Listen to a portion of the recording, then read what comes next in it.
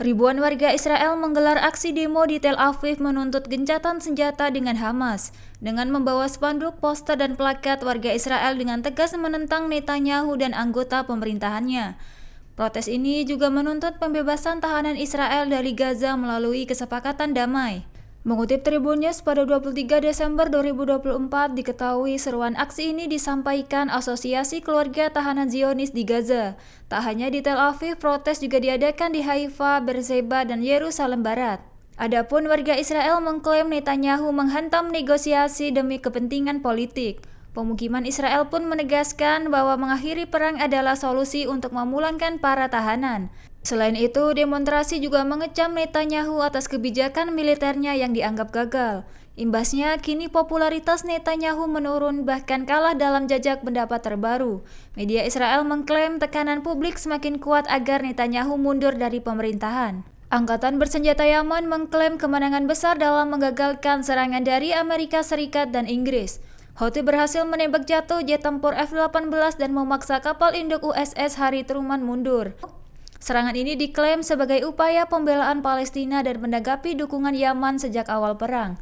Mengutip Al-Mayadin, pada 23 Desember 2024 dilaporkan serangan tersebut menggunakan 8 rudal jelajah dan 17 pesawat nirawak. Selain menembak jatuh F-18, Yaman juga meluncurkan serangan terhadap kapal induk USS Truman. Akibatnya, pasukan musuh mundur setelah serangan tersebut. Diketahui sebagian besar pesawat kembali ke Laut Merah. Dikabarkan koalisi Amerika Serikat dan Inggris gagal mencapai tujuannya dalam serangan terhadap wilayah Yaman. Serangan itu juga memaksa kapal induk USS Truman menarik diri dari Laut Merah ke perairan utara.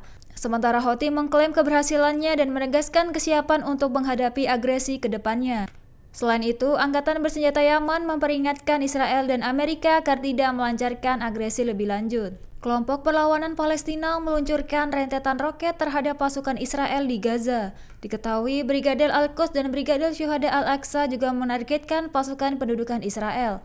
Mereka berhasil menangkap pesawat tabrak pengintai Israel di utara kamp pengungsian Nusairat. Mengutip Al-Mayadin, pada 23 Desember 2024 dilaporkan seorang pejuang menyusup ke pengangkut personel lapis baja Israel. Pejuang itu berhasil meledakkan bom di dalamnya di pintu masuk Menara Al-Retun di wilayah Beit Hanun. Hal itu merupakan serangan kedua setelah sebelumnya Brigadir Al-Qassam melancarkan serangan serupa.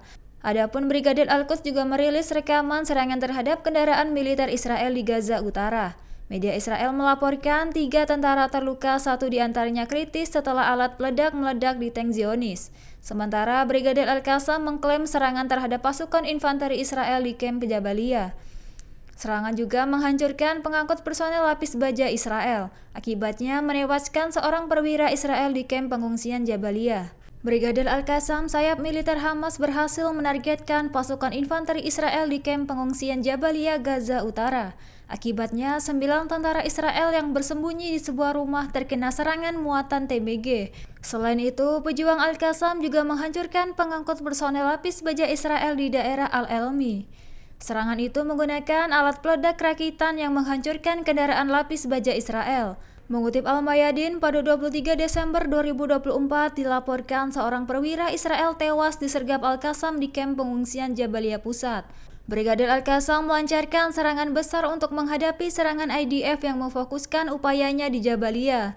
Pada Jumat 20 Desember 2024 lalu, Al-Qassam juga meluncurkan operasi Syahid pertama selama perang tersebut. Adapun pejuang Al-Qassam berhasil menyerang tim penembak jitu Israel di kamp Jabaliyah. Ia menyita peralatan dan kamuflase di tim tersebut sebelum melancarkan serangan lebih lanjut. Kemudian pejuang itu menyamar dengan pakaian militer Israel dan mendekati pasukan yang terdiri dari 6 tentara Israel. Dengan meledakkan sabuk peledaknya menyebabkan tentara Israel tewas mengenaskan. Pejuang perlawanan Palestina terlibat dalam pertempuran sengit dengan pasukan Israel di tepi barat pada Minggu 22 Desember 2024.